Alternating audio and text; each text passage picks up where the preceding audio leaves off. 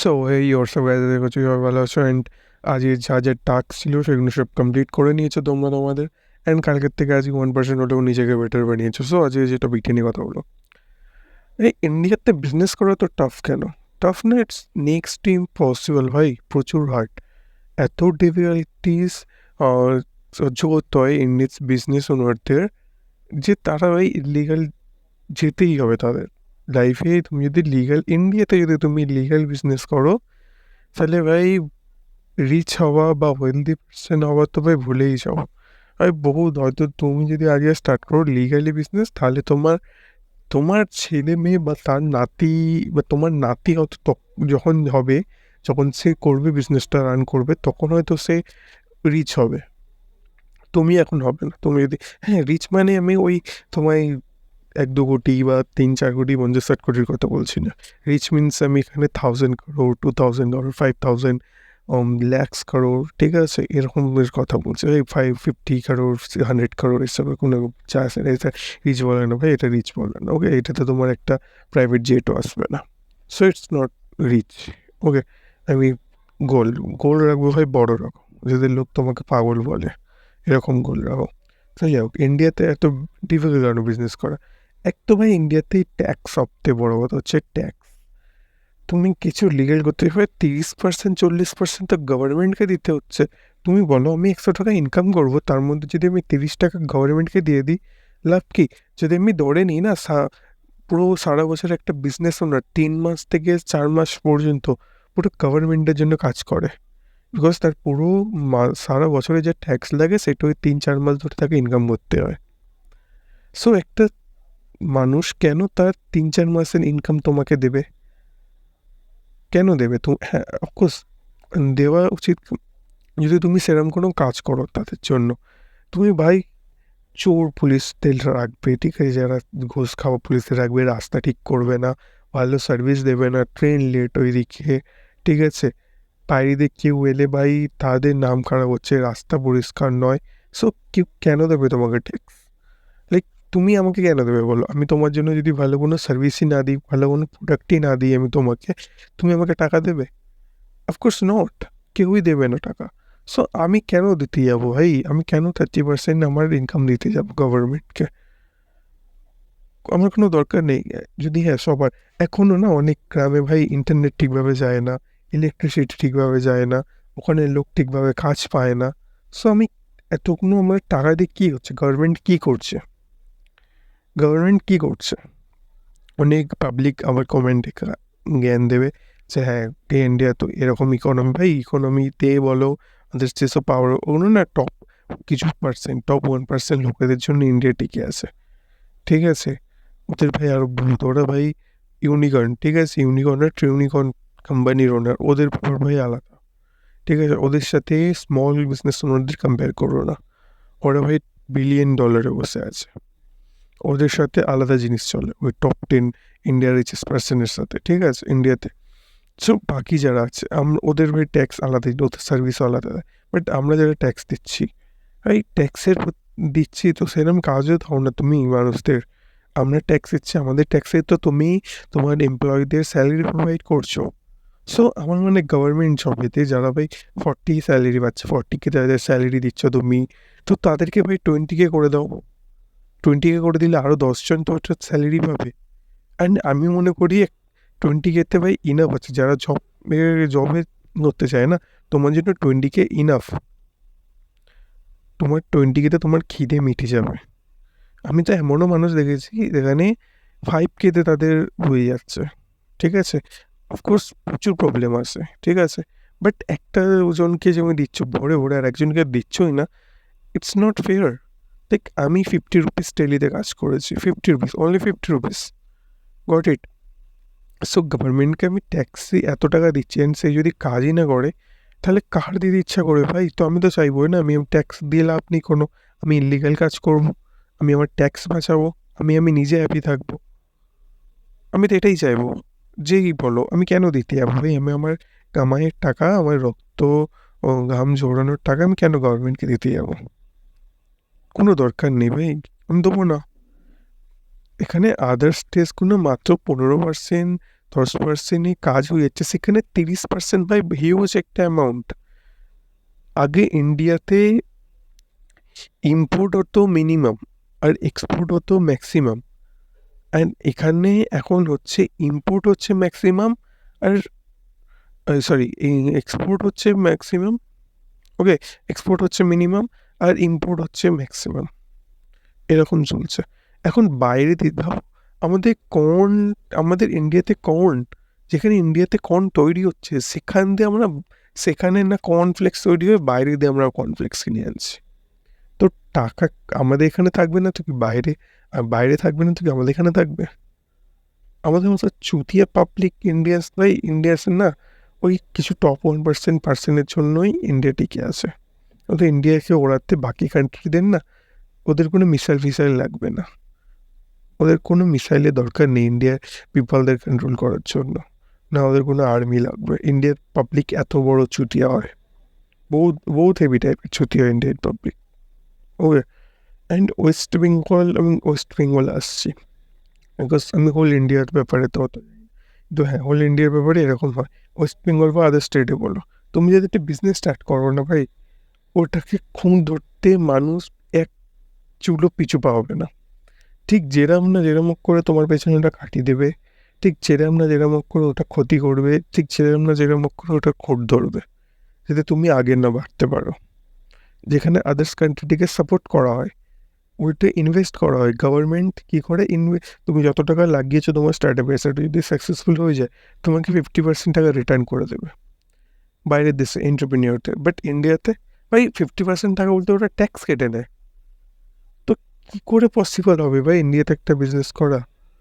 আর তার উপর তো ভাই আদার্স লোক তো রয়েছেই কাটি করার জন্য, যাতে তোমাকে উঠতে নেওয়া দেওয়া হয়, বিজনেস করতে না দেওয়া হয়। তুমি এখন 2 পয়সা এক্সট্রা ইনকাম করতে লেগে যাবে, লোক তোমার পেছনে কাটি দিতে স্টার্ট করে দেবে, যে কী করে তোমায় পা ধরে নিচে নামাবো। করবেই ভাই, তুমি যদি 2 পয়সা বেশি ইনকাম করে তুমি ঘরবাড়ি করে নাও, ইনকাম ট্যাক্স রেট মারতে চলে আসবে, দুনিয়ার কৈফিয়ত চাইবে, এই টাকা কোত্থেকে এলো, ওই টাকা কোত্থেকে এলো, এটা কেন আজকে এলো, এটা কেন সেদিন এলো না, দুনিয়ার কৈফিয়ত, এই ডকুমেন্টস আজকে। এই যেখানে ইন্ডিয়াতে এফএসআই লাইসেন্স করতে একটা মিনিমাম একটা রেস্টুরেন্ট বিজনেসের পুরো ডকুমেন্টস কমপ্লিট হতে ইন্ডিয়াতে প্রায় 1 ইয়ার লেগে যায়, 9-10 মান্থ তো লাগেই লাগে, ঠিক আছে, ওটা আমি এক্সপেরিমেন্টালি 1 ইয়ার ধরছি। একটা রেস্টুরেন্ট বিজনেস স্টার্ট হতে যেখানে 1 ইয়ার লেগে যায়, ঠিক আছে, একটা পার্সন এসছে সব কিছু লাগিয়ে ধরুন একটা রেস্টুরেন্ট স্টার্ট করলো, অ্যান্ড 1 আওয়ার ধরে সে তার ডকুমেন্টসই তৈরি করে যাচ্ছে। সো তুই সে ইনকাম কবে করবে, দাঁড়াবে কবে সে?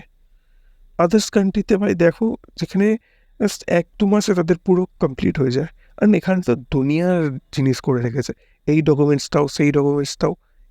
আমি তো বুঝতে পারি না ডকুমেন্টস নিয়ে এত লাভ কী আছে ভাই। যে কোনো একটা কান্ট্রি একটা স্পেসিফিক ডকুমেন্টস, আই থিঙ্ক 2-3টে ডকুমেন্টস ইনাফ আছে। ফুড লাইসেন্সের জন্য ফুড, বিজনেসের জন্য একটা বিজনেস লাইসেন্স, ওকে, অ্যান্ড পার্সনের জন্য যে কোনো একটা লাইসেন্স। সরি, আমাদের ভাই আধার কার্ড, ভোটার কার্ড, এই কার্ড সেই কার্ড, ভাই ফাক অফ দিস থিংস। আমি তো বুঝতে পারিনি যে তোর লাখ কী দরকার আছে এত কিছু করার। এক একটা পার্সনের ভাই যত বড় নাম হয় না, যত টাকা ওর ইনকাম নেই, ততগুলো তো ইন্ডিয়াতে কার্ড আছে মনে দাস, এই কার্ড সেই কার্ড, এই ফালানা টিমখানা, এই আর তার উপর এগুলো করতে এরকম না যে ফ্রিতে হয়, এগুলো যখন তুমি করতে যাবে না, যখন তোমার জন্য কার্ড হয়ে গেল বা কিছু একটা হয়ে গেল, তখন অফিস যে থাকবে, যে ওখানে বসে থাকবে অফিসে, সেও বলবে যে আমাকে 2,000 টাকা দিন, তবে তোমার কার্ড ইস্যু অ্যাপ্রুভ করবো, নয়তো তুমি পাবে না। সো আমি গভর্নমেন্টকে ট্যাক্সও দেবো, প্লাস ফের এদেরকেও আমি ঘুষ দেবো, তো আমার দরকার কী আছে ট্যাক্স দিয়ে? আমি সেই জায়গায় ইলিগাল কেন কাজ করবো না? আর আমার মনে হয়েছে ইন্ডিয়া, এই জন্যই ইন্ডিয়াতে এত দাউদ ইব্রাহিমরা তৈরি হয়েছিল। And আমার তো মনে হয় ঠিক করতো ওরা, ওরা তৈরি হওয়াই দরকার ইন্ডিয়াতে, ইন্ডিয়া যেরকম করছে। তুমি ভাই ভালো লোকেদের কাজে রাখো, ঠিক আছে, ভালো মনের মানুষদের কাজে যারা লোকেদের হেল্প করবে। আমি ভাই ইন্ডিয়ার কথা ভাববো, অ্যান্ড তুমি যাদেরকে কাজে রাখবে স্যালারি দেবে, আমার টাকা দিয়ে তাদেরকে স্যালারি দেবে, অ্যান্ড তারাই আমাদের কাজ করার টাইমে আবার আমাদেরকেই ঘোরাবে, আবার আমাদের থেকে আবার উল্টে টাকা নেবে। তো আমি কেন দিতে যাবো আমার কামাই 30%? কেন দেবো? ইন্ডিয়াতে বিজনেস করা মানে, ইন্ডিয়াতে বিজনেস করা, ওকে, অ্যান্ড একটা হাতিকে জাগিয়ে পড়ানো সমান, যেটা ভাই পড়ানো যায়। হাতিকে জাগানো কোনো হাতির জায়গা তৈরি করা কোনো পারবে না, বাট পড়ানো যায়, কিন্তু এটা বহুত ডিফিকাল্ট। সো ইন্ডিয়াতে তুমি যদি বিজনেস করে দাঁড়াতে চাও as a entrepreneur, as a middle class family দিয়ে, ভাই এত এত স্ট্রাগল করতে হয়, এত স্ট্রাগল করতে হবে যে আমার মনে হয় ওর থেকে বেশি তুমি ভগবানকে দেখতে পেয়ে যাবে। অত স্ট্রাগল যদি তুমি ভগবানকে দেখার জন্য করো, ভগবান চলে আসবে। অত স্ট্রাগল করতে হয়। তো ইন্ডিয়াতে আমি বিজনেস করব, আমি ইন্ডিয়াকে ট্যাক্স দেবো, ইন্ডিয়ার গভর্নমেন্টকে আগে বাড়াবো, ইন্ডিয়াকে বাড়াবো, বাট ইন্ডিয়া আমাদের জন্য কী করছে? যেখানে আদার্স কান্ট্রিতে, একটা কথা, আদার্স কান্ট্রিতে তুমি যদি কিছু ট্যাক্স কেটে নাও, ওখানে ওরা ট্যাক্স নেয়, ওকে, তাও অনেক মিনিমাম ট্যাক্স নেয়, অনেক মিনিমাম 8% 7% ট্যাক্স নেয় আদার্স কান্ট্রি তুমি যখন কিছু কিনবে। বাট তুমি যদি ওটা কিনে ইন্ডিয়াতে যখন আসবে না, তখন এয়ারপোর্টে ওটা তোমার যে ট্যাক্স কেটেছে ওটা তুমি রিটার্ন করে দেয় ওরা। কিন্তু ইন্ডিয়াতে 25% ট্যাক্স লাগে ভাই যখন তুমি কিনে কিনে বেরোবে। 25,000 টাকা জিনিস কিনলে 3,500 টাকা তোমার ট্যাক্স দিতে হচ্ছে। আমি আমার ইনকামের ভাই 25,000 টাকা দিয়ে আমি একটা জিনিস কিনলাম, প্লাস আমি 3,500 টাকা কেন শুধু শুধু দেবো? সো আদার্স কান্ট্রিতে কেউ দিতে চাইবে না, না সে অন্য, তুমি একটা তোমার বিয়ের জন্য আদার্স কান্ট্রিতে লাইক কুয়েত বলো, দুবাই বলো, কেউ ওখান দিয়ে এসে ইন্ডিয়ার থেকে কোনো গোল্ড কিনছে। সো সে 25,000 টাকার গোল্ড কিনে যদি আবার 3,500 টাকা এক্সট্রা দেয়, তাও সে রিটার্ন পাবে না ওটা। সো কেন সে এখান থেকে নেবে? দরকার নেই তার এখান থেকে নেওয়ার। That's the point. ইন্ডিয়াতে বিজনেস করা এতটাই টাফ একটা জিনিস, যেটা মানে বলে বোঝানো যাবে না।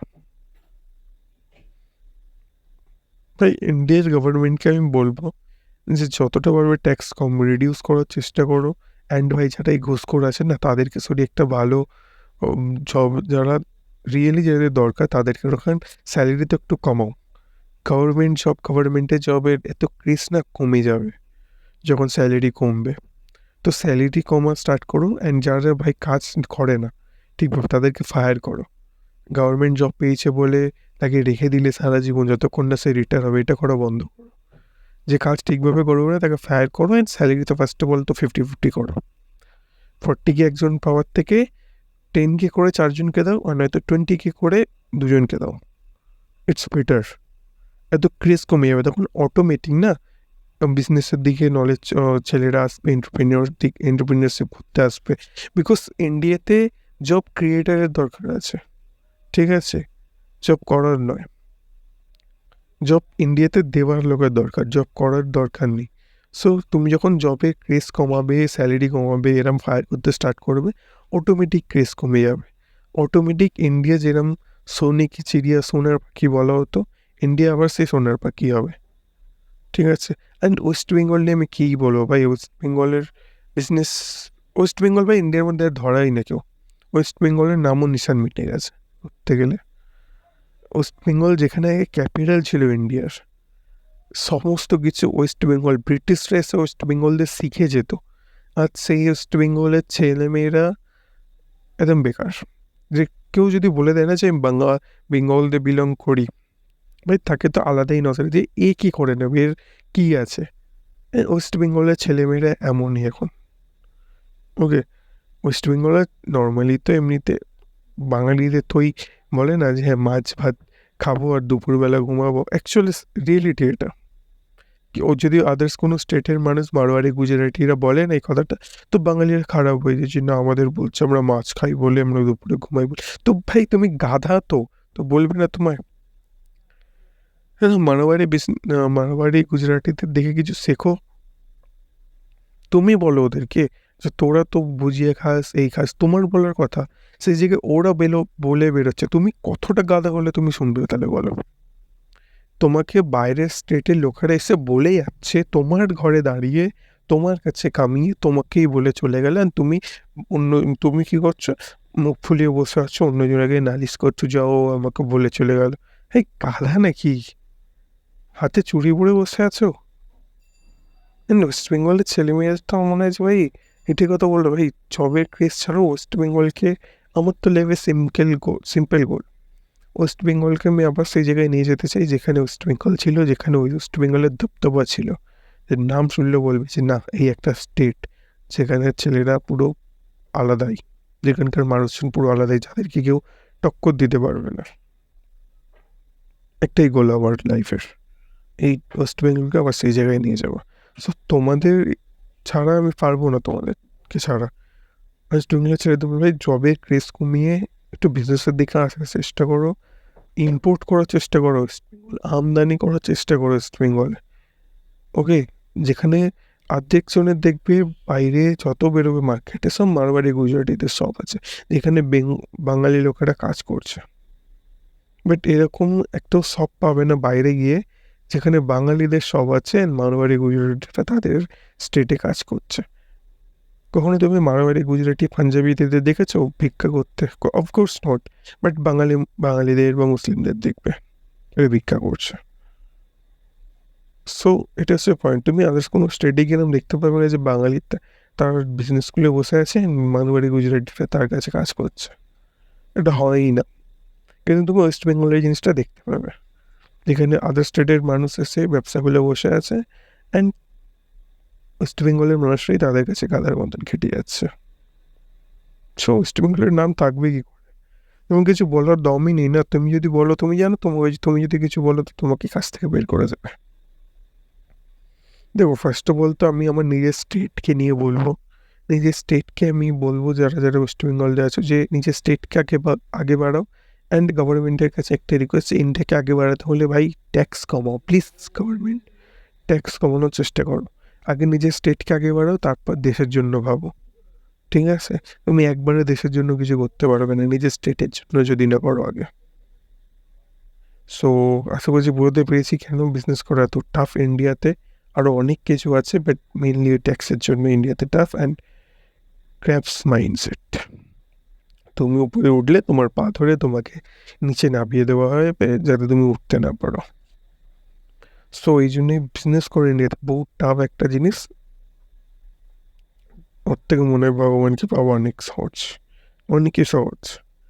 ওকে, সো আশা করছি আছে ভিডিওতে আমি টোটালি বোঝাতে পেরেছি কী কী ব্যাপার অ্যান্ড যে বিষয়গুলো নিয়ে কথা বললাম। So it's don't matter you are my supporter hater, আমি চাই পৃথিবীর প্রত্যেকটা ভাঙা লাইফ সাকসেসফুল হোক। সো দেখা হচ্ছে নেক্সট ভিডিওতে, ততক্ষণের জন্য বাই।